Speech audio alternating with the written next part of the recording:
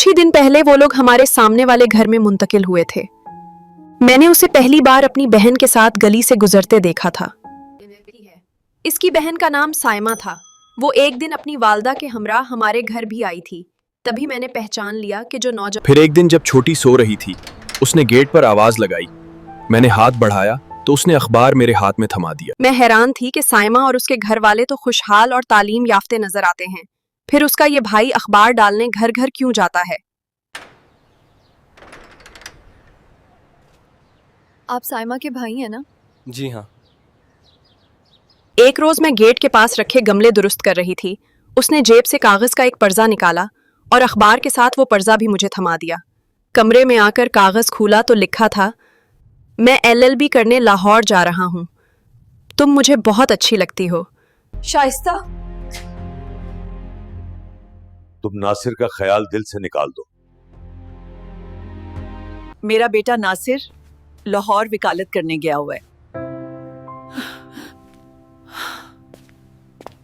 अब्बू के डर से मैंने नासिर को दोबारा खत तो ना लिखा, अलबत्ता नए साल की खुशी में उसे एक अच्छा सा कार्ड भेज दिया। शाम के वक्त छोटी बहन ने मुझे एक कार्ड लाकर दिया। वो एक बहुत खूबसूरत ईद कार्ड था जो नासिर ने भेजा था। अप्पी, आपका कार्ड आया हुआ था। बातों बातों में नासिर का जिक्र चला तो उसने बताया कि भाई साजदा नामी एक लड़की को पसंद करते थे। मैं कुछ देर बातें करने के बाद घर तो आ गई, लेकिन अपने साथ एक नई खलश ले आई। एक सुबह दरवाजे की घंटी बजी। मैंने जाकर देखा तो गेट पर नासिर खड़ा था। उसके हाथ में गुलाब का फूल था। मैं तुम्ही से मिलने आया था, ये लो। अब्बा बहुत नाराज होते हैं। तुम घर के पते पर मुझे खत या कार्ड मत लिखा करो। ठीक है, वादा करता हूँ, लेकिन तुम भी वादा करो कि मुझे खत जरूर लिखोगी। आखिर ये साजदा कौन है? खुदारन, तुम मुझसे नाराज मत हो। वो साजदा का जिक्र करके सिर्फ तुम्हें आजमाना चाहता था। मैंने साइमा से कहा, जहाँ तक शादी का मामला है तो आप लोगों को मेरे वालिदैन से बात करनी चाहिए। 2 माह बाद अचानक एक दिन अब्बू उसे अपने साथ घर ले आए। मैं ये देखकर सचमुच शशदर रह गई। तुम आज शाम मेरे घर आना। होंगे अंकल जान। अच्छा तो सुनो, मेरी मंगनी बचपन में मेरे चचाजाद शमीम से हुई थी। अगर तुमने भी वफा ना की तो मेरा क्या होगा? मुझ पर एतमाद करो शाइस्ता, मैं तुम्हें कभी धोखा नहीं दूंगा। नहीं भाई, तुम मांगो तो सही। अच्छा, मोतिये के फूलों का गुजरा ही ला दें। दूसरे दिन शाम को मैं बेताबी से नासिर का इंतजार करने लगी।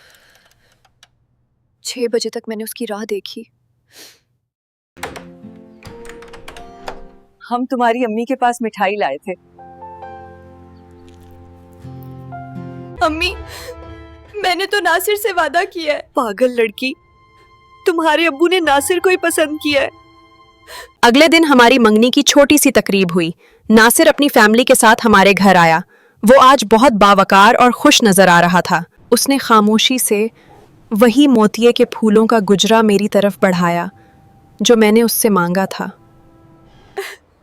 मैंने कहा था ना शाइस्ता कि मुझ पे भरोसा रखना, मैं शमीम जैसा नहीं हूं।